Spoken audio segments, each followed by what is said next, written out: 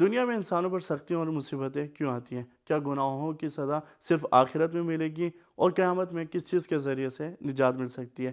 جانتے ہیں ان سوالات کے جوابات آج کے اس ایپیسوڈ میں۔ اعوذ باللہ من الشیطان الرجیم، بسم اللہ الرحمن الرحیم۔ ناظرین محترم، السلام علیکم۔ سبیل قرآن کے اس تفسیری پروگرام میں آپ کا خیر مقدم کرتے ہیں۔ اپنے اس تفسیری پروگرام میں ہم سورہ روم کی تفسیر کو سن رہے ہیں۔ آج ہم کچھ نئی آیتوں کی تفسیر کو لے کر آپ کی خدمت میں حاضر ہوئے ہیں۔ تو آئیے چلتے ہیں آج کے ایپیسوڈ کی پہلی آیت کی تفسیر کو جاننے کے لیے پہلے اس کی تلاوت اور ترجمے میں سنتے ہیں۔ كتاب أنزلناه إليك مبارك ليدبروا آياته وليتذكر أولو الألباب بسم الله الرحمن الرحيم الله الذي خلقكم ثم رزقكم ثم يميتكم ثم يحييكم هل من شركائكم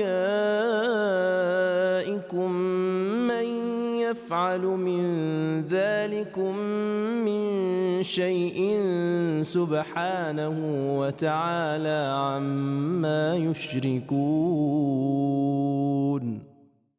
خدا وہ قادر و توانا ہے جس نے تم کو پیدا کیا، پھر اسی نے روزی دی، پھر وہی تم کو مار ڈالے گا، پھر وہی تم کو دوبارہ زندہ کرے گا۔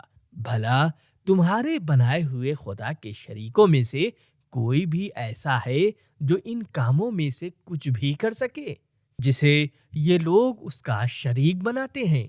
وہ اس سے پاک و پاکیزہ اور برتر ہے۔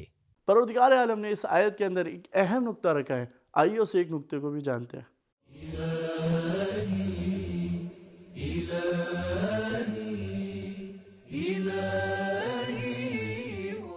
اس آیت میں اللہ کی 4 صفتیں بیان ہوئی ہیں، جن میں سے ہر ایک تنہا اس بات کے لیے کافی ہے کہ انسان اللہ کے سامنے سر جھکا دے اور اس کی عبادت کرے۔ انسان کی خلقت عبادت کرنے کی مستقل دلیل ہے۔ اعبدوا ربکم الذی خلقکم، سورہ بقرہ آیت نمبر 21۔ اللہ کا ہمیں روزی دینا اس کی عبادت کے ضروری ہونے کی دلیل ہے۔ فَلْيَعْبُدُوا رَبَّ هَذَا الْبَيْتِ الَّذِي أَطْعَمَهُم مِّن جُوعٍ، سورہ قریش آیت نمبر 3 اور 4۔ موت دینا اور زندہ کرنا بھی اللہ کی عبادت اور اس کے سامنے سر تسلیم خم کرنے کے لازم ہونے کی دلیل ہے۔ اللہ الذی خلقکم ثم رزقکم ثم یمیتکم ثم یحییکم۔ سورہ روم آیت نمبر 40 کی تلاوت، ترجمہ اور نقطے کو جاننے کے بعد آئیے پیغامات کو بھی جانتے ہیں۔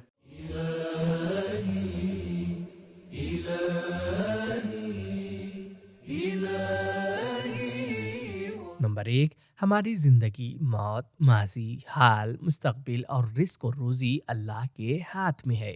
نمبر 2، اللہ کے گزشتہ کام اس کے آئندہ کام کرنے پر قدرت رکھنے کی دلیل ہے۔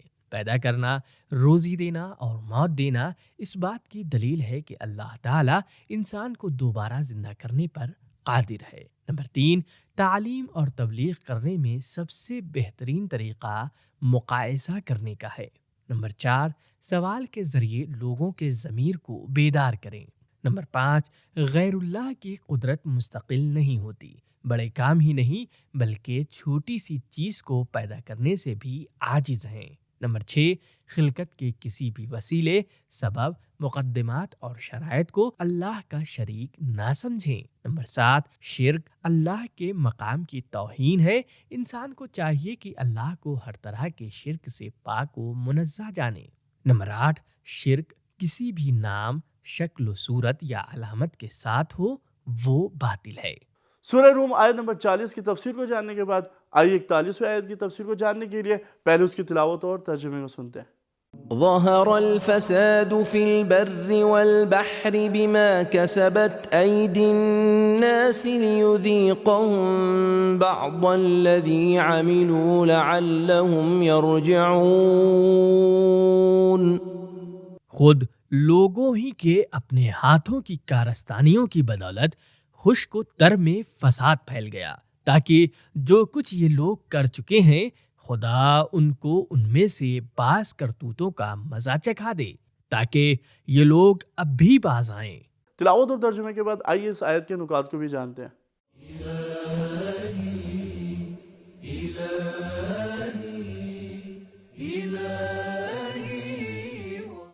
امام صادق علیہ السلام نے فرمایا، خشکی اور دریاؤں میں رہنے والی موجودات کی حیات بارش سے وابستہ ہے، اور اگر بارش نہ ہو تو خشکی اور دریاؤں میں فساد برپا ہو جائے گا، اور جیسے ہی انسانوں کے گناہ زیادہ ہو جاتے ہیں بارش نازل نہیں ہوتی۔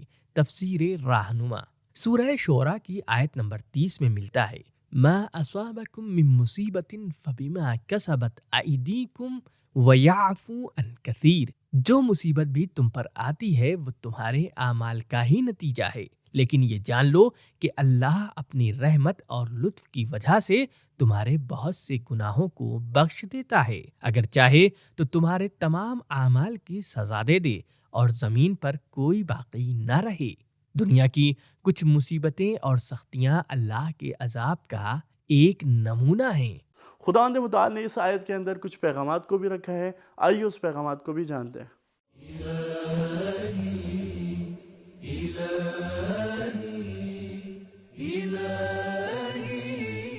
نمبر 1، شرک زمین میں فساد اور تباہی کا سبب ہے۔ نمبر 2، انسان کے اعمال فطرت یعنی نیچر پر اثر انداز ہوتے ہیں۔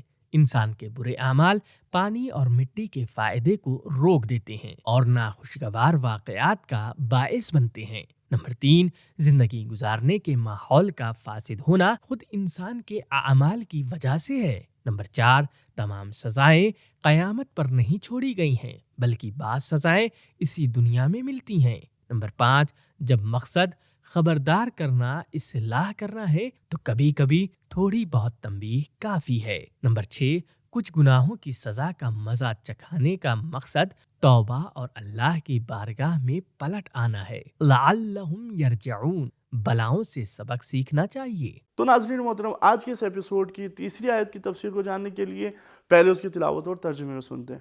قل سیروا فی الارض فانظروا کیف کان عاقبۃ الذین من قبل کان اکثرهم مشرکین۔ اے رسول، تم کہہ دو کہ ذرا روئے زمین پر چل پھر کر دیکھو تو کہ جو لوگ اس کے قبل گزر گئے ان کے افعال کا انجام کیا ہوا، ان میں سے اکثر تو مشرک ہی ہیں۔ ناظرین محترم، پروردگار عالم نے اس آیت کے اندر پیغامات رکھے ہیں، آئیے ان پیغامات کو بھی جانتے ہیں۔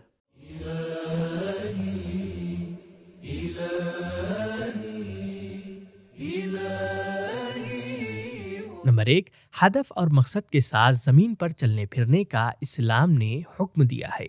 نمبر 2، آنے والی نسلوں کے لیے عبرت سے بھری چیزوں کو محفوظ رکھنا ضروری ہے۔ نمبر 3، تاریخ معرفت کا ایک ذریعہ ہے۔ تاریخ کا مطالعہ کرنا اور گزرے ہوئے حادثوں سے عبرت حاصل کرنا راہ ہدایت کا چراغ ہے۔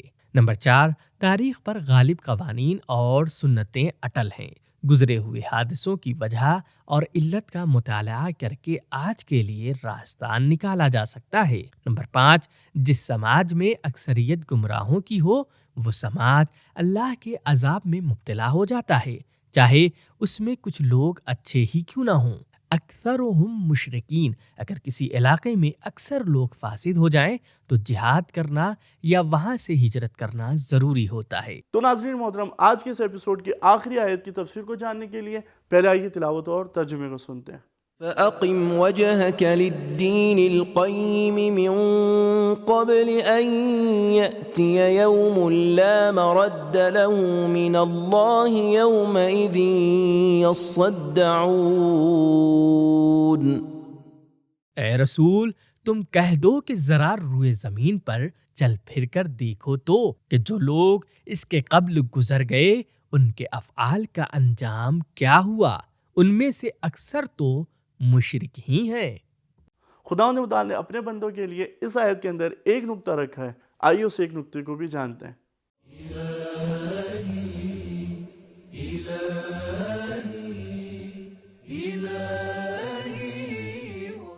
یصدعون صدع سے بنا ہے جس کا معنی ہے ٹوٹنا اور بکھر جانا۔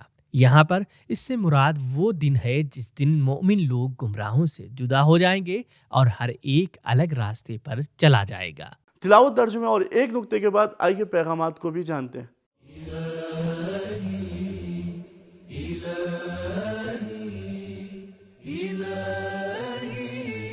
نمبر 1، دین مستحکم اور پائیدار ہونا چاہیے اور دیندار سنجیدہ اور عاشق۔ نمبر 2، دین کی طرف توجہ اصل کاموں میں اور پورے وجود کے ساتھ ہونی چاہیے، حاشیے اور کراہت کے ساتھ نہیں۔